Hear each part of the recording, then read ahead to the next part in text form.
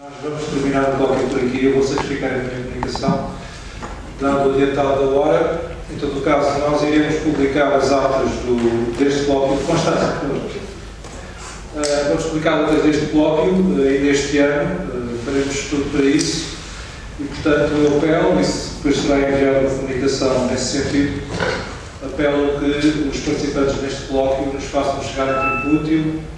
ou seja, mais concretamente até final do semestre, os textos que aqui apresentaram. Também chama a atenção que todo o colóquio foi gravado pelo Luís Tavares e que será colocado muito em breve no sítio do Instituto de Filosofia Brasileira, bem como nas plataformas da Nova Águia e do Mil, e que, para quem não pôde assistir a todo o colóquio, todo muito interessante colóquio, poderá fazê-lo depois pelas gravações de vídeo. Vamos então passar à apresentação da Nova Águia e do mais recente título da coleção Nova Águia, eu chamo o professor Bastos Teixeira para a mesa, já que, para além das obras que estão terminadas e que vão ser hoje apresentadas, vamos fazer uma espécie de pré-lançamento de uma outra obra da coleção Nova Águia, que poderemos hoje anunciá-lo, corresponde a uma recolha de textos da professora Constança Marco de César, que presidiu esta última mesa, textos esses sobre diversas figuras maiores da filosofia e da literatura em Portugal e no Brasil. O professor Bastos Teixeira, entretanto, fez uma leitura fina de todos esses textos, está a fazer um prefácio, que, portanto, está em vias de conclusão, e, portanto, é a nossa pretensão ter esse volume pronto também até ao final do ano, bem como um outro volume de datas que corresponde a um colóquio igualmente promovido pelo Instituto de Filosofia Brasileira, a saber o 10º colóquio de Dias Barreto, que se realizou em novembro último. Então eu passo a palavra ao professor Bastos Teixeira para nos falar um pouco sobre o conteúdo dessa obra e depois eu próprio irei apresentar muito sucintamente este último volume da Nova Águia. E nesta semana são dois já os volumes apresentados. Na terça-feira, o próprio estive no Porto, no âmbito de um colóquio do Congresso Internacional Filosofia e Poesia, a apresentar uma outra obra desta coleção, um livro do professor galego Luís Garcia Souto, Meditação sobre a Saudade. E esta semana é este o segundo volume da coleção Nova Águia que apresentamos, o colóquio, a obra Pensamento de Eudório de Sousa.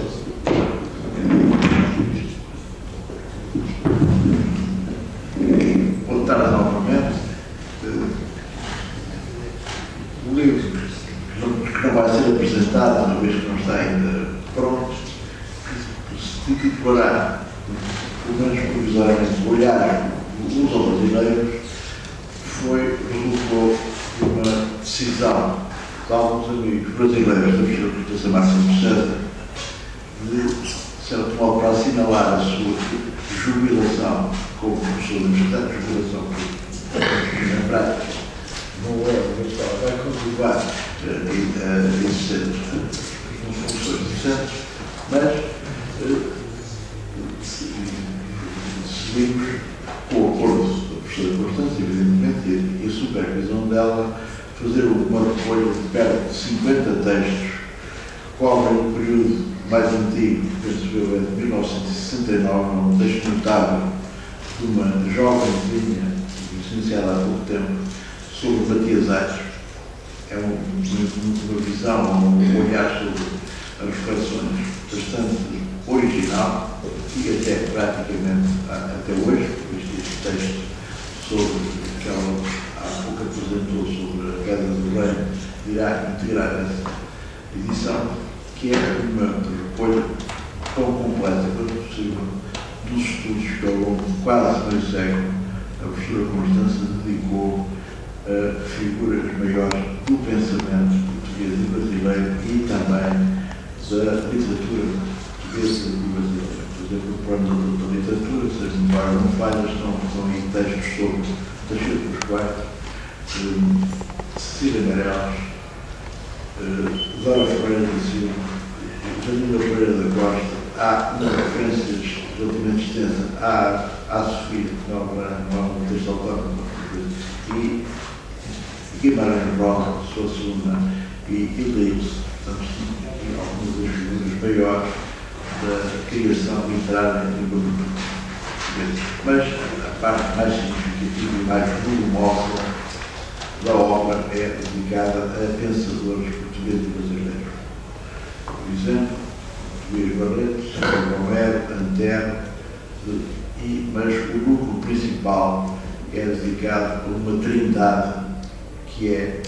Eudório de Souza, Vicente Ferreira da Silva e Constantino Silva, que são figuras que, juntamente com o Miguel Real, Milton Vargas ou Durante Lúcia, integram aquilo que temos chamado a Escola de São Paulo, que é uma escola que integra, além de brasileiros, um chefe, Vidal Frussa, que escrevia um português sem sotaque,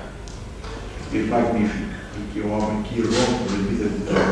um texto de elogio à língua portuguesa, um texto comovente para quem fala português a ver o chefe, um homem que vem de Praga, que estava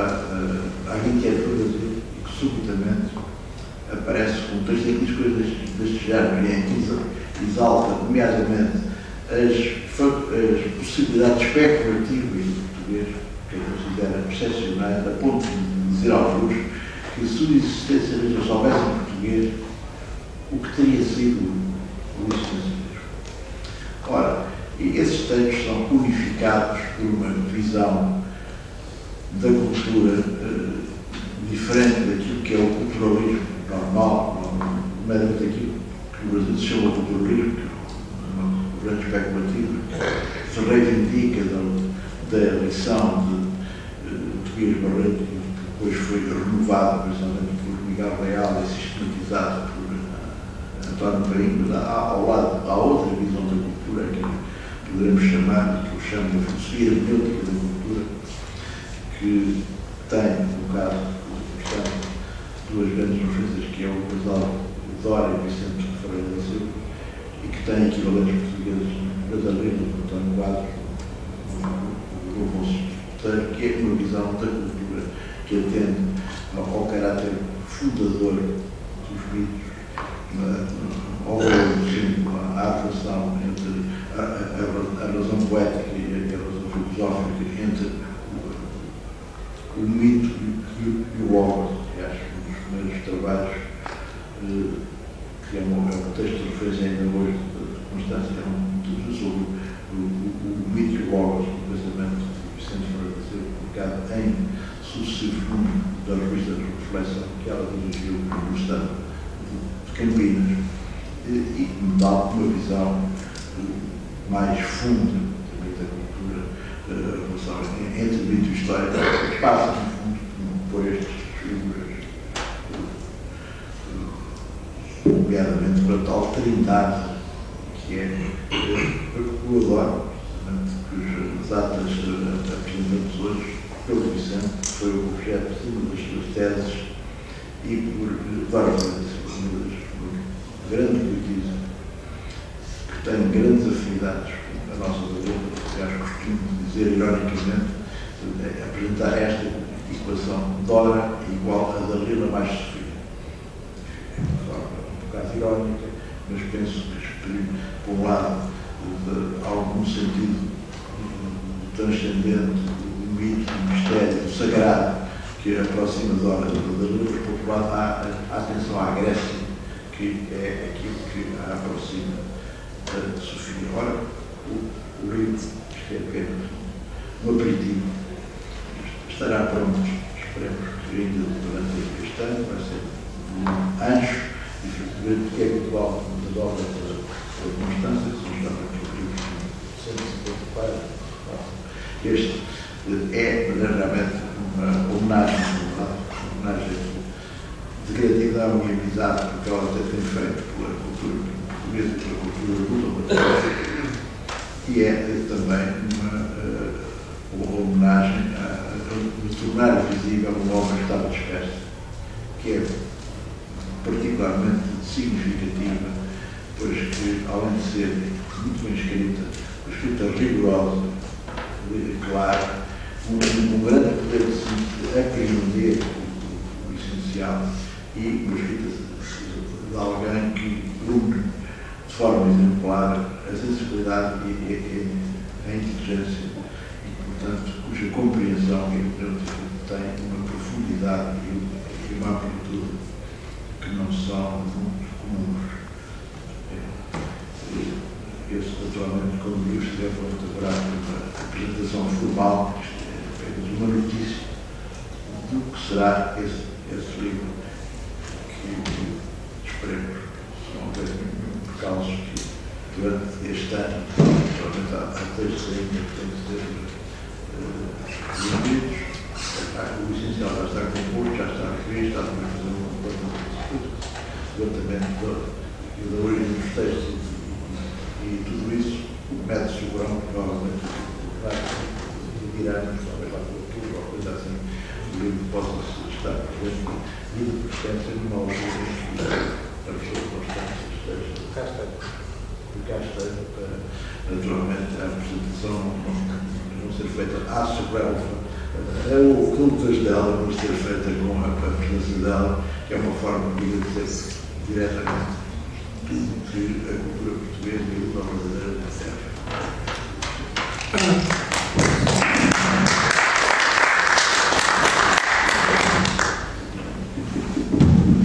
Uma palavra muito breve, pelo adiantado da hora e para não reter muito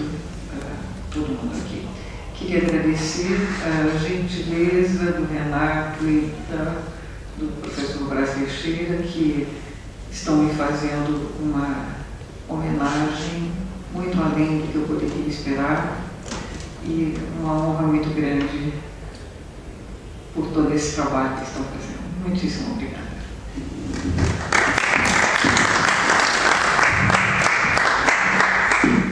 Obrigado, Constância, mas como disse o professor Brás Teixeira, esta é apenas uma forma que nós temos de reconhecer publicamente todo o seu muito meritório trabalho ao longo destas décadas, no seu estudo, sempre muito fino e fundo, enfim, da filosofia portuguesa e brasileira. De resto, um exemplo disso é o texto que a professora Constância aqui apresenta, neste volume que hoje também lançamos, a obra e o pensamento de Eduardo de Sousa. Saliento que este é um volume que reúne os textos apresentados num outro colóquio promovido pelo Instituto de Filosofia Brasileira em 2011. Realizou-se aqui também nesta casa. São mais de uma dezena de textos, desde logo de Sr. António Brás Teixeira, a gênese da mitosofia de Eduardo de Sousa, do António Cândido Franco, igualmente aqui presente, do vocabulário de Eduardo de Sousa, do Bruno Borges, um investigador brasileiro, cá esteve, do Eduardo de Sousa, Imagens do Leitor, do professor Carlos Henrique do Carmo Silva, a Geometria do Pensar Simbólico, em Eduardo de Sousa, da professora Constância, Filosofia e Poiesis, Eduardo de Sousa e Vicente Ferreira Silva,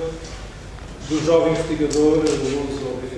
germânico, Dick Heinrich, Ecologia Dialética do Esclarecimento, Eduardo de Sousa e Theodor Adorno, o João Ferreira, que já cá esteve também, uma ilustre figura da filosofia portuguesa, hoje radicado no Brasil, num texto muito memorialístico que se intitula Mestre Adoro, um texto de Joaquim Domingos, O Tempo é Eduardo de Sousa, do Luís Lóia, do Diabólico e da complementaridade de Eduardo de Sousa, do professor Manuel Ferreira Patrício, a presença de Leonardo Coimbra no Horizonte Filosófico de Eduardo de Sousa, do Miguel Real, no Instituto da Crítica Literária de Eduardo de Sousa, um texto meu próprio, Afinidades Fundas entre Eduardo de Sousa e José Marino, e finalmente um texto de Samuel Dimas, igualmente aqui presente, na fila, a distinção entre enigma e mistério em Eduardo de Sousa. Enfim, é um volume que podem encontrar na mesa à saída. Quanto à Nova Águia, este é o 15º número da Nova Águia, isso por si só merece um real, dezena e meia de títulos, que têm saído semestre após semestre. Gostaria, nesta ocasião, de agradecer a todas as pessoas que mais têm contribuído para esta encaminhada. O professor Brás Teixeira, à minha direita, o Pinheiranda Gomes, um colaborador desde o primeiro número, o João Bigode Chorão, enfim, o Rodrigo Sobral de Cunha, o António Cândido Franco, o Amândio Silva. Eu acabei por não ler o meu texto, mas o meu texto parte de uma entrevista que o Amândio Silva fez ao Ariano Suassuna sobre o Agostinho da Silva, e não só. Foi publicada no primeiro número da Nova Águia, e eu precisamente começaria o meu texto, se houvesse, por evocar essa entrevista. O António José Borges, enfim, muitos outros que não podem estar aqui hoje. É uma revista que, como se vê pela capa, evoca um duplo centenário, o centenário de Orfeu, e nessa secção começamos por reeditar um texto de Eduardo Lourenço, certamente uma figura que tem uma obra também muito meritória sobre o Orfeu, e um texto de um mais jovem hermeneuta, o Jerónimo Pizarro, que nos fez chegar um texto muito interessante, e de resto já nos prometeu enviar mais material para sair em próximos números. Uma vez mais procuramos conciliar, enfim, figuras com mais consagradas, com obra mais consolidada, com figuras mais jovens investigadores, nesta e nas outras secções. A secção seguinte tem a ver com o outro centenário, que para nós é igualmente muito relevante, a saber, o centenário da arte de ser português, Teixeira de Pascoais, a par de Pessoa, a par de Agostinho da Silva, é, como sabem, uma figura que de número para número vamos sempre evocando. Isso também aqui acontece a propósito da arte de ser português. Depois, igualmente, com destaque de capa, temos as atas, se quiserem se chamar,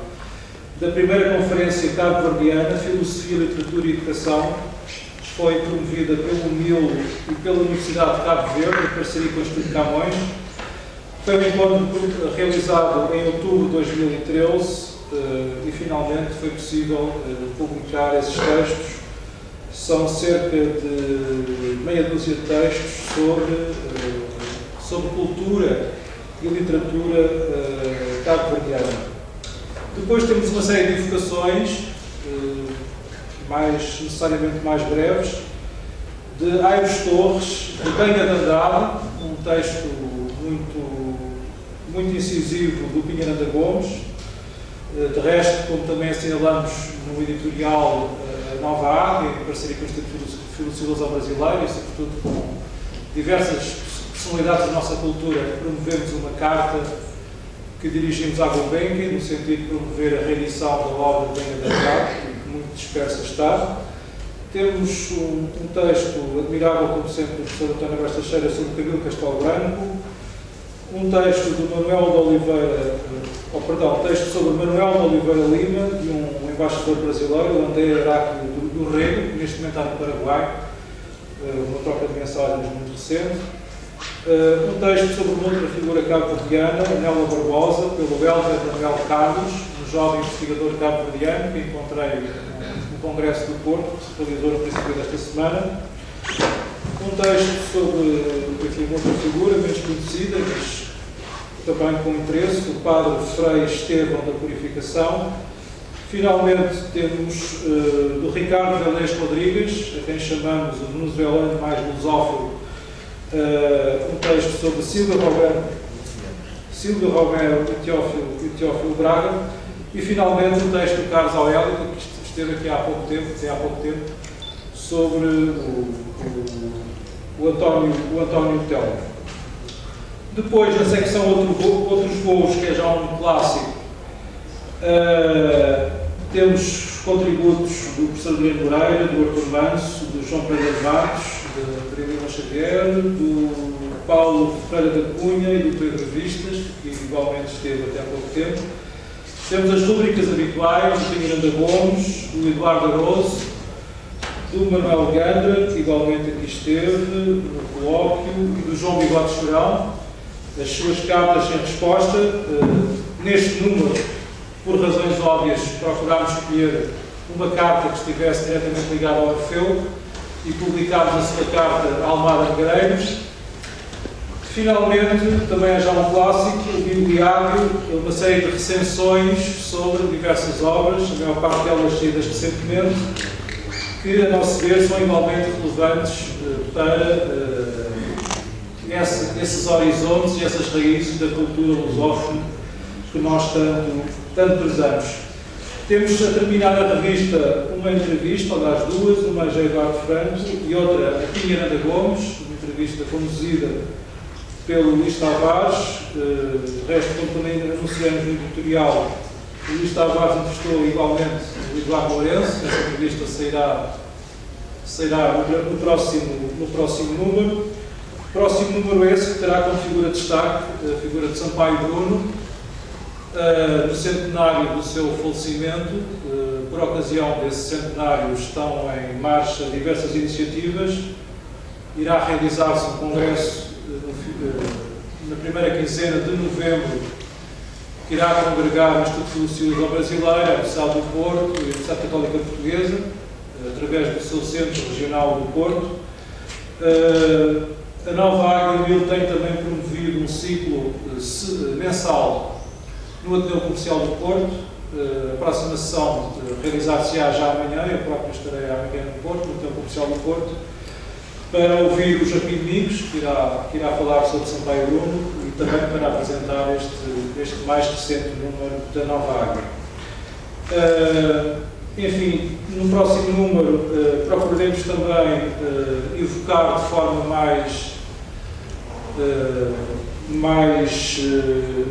enfim, não tão breve como aqui aconteceu, algumas figuras que faleceram muito recentemente e que nós aqui só conseguimos evocar de forma muito breve. Falo do Manuel Oliveira, falo do Herberto Helder, desde logo. Mas, enfim, como sempre, a revista resulta de um rap que nós vos lançamos aos nossos colaboradores, mas vai resultando também dos textos que nos chegam, muitas vezes sem nós pedirmos. De resto, eu costumo dizer, e é verdade, eu salvo aqueles casos de maior deferência, eu não faço convites para a Nova Águia, porque sem fazer convites os textos chegam e de número para número os textos que chegam são sempre mais do que suficientes para compor cada número que se sai. E mesmo tendo em conta os muitos textos que acabam sempre por ficar de fora, sejam porque não se enquadram muito neste horizonte de uma cultura lusófona, não falando, obviamente, de casos de menor qualidade, porque esses, obviamente, nem será o caso de serem aqui referidos. Enfim, penso que artigo essencial, também há exemplares da Nova Águia para adquirirem, estão ali no fundo da sala. Podem encontrar também no final da revista a referência aos títulos da coleção Nova Águia. Este título do Eudoro de Sousa já aparece aqui, a capa. São já mais de 40 títulos e, como disse o professor Vaz Teixeira, até ao final do semestre,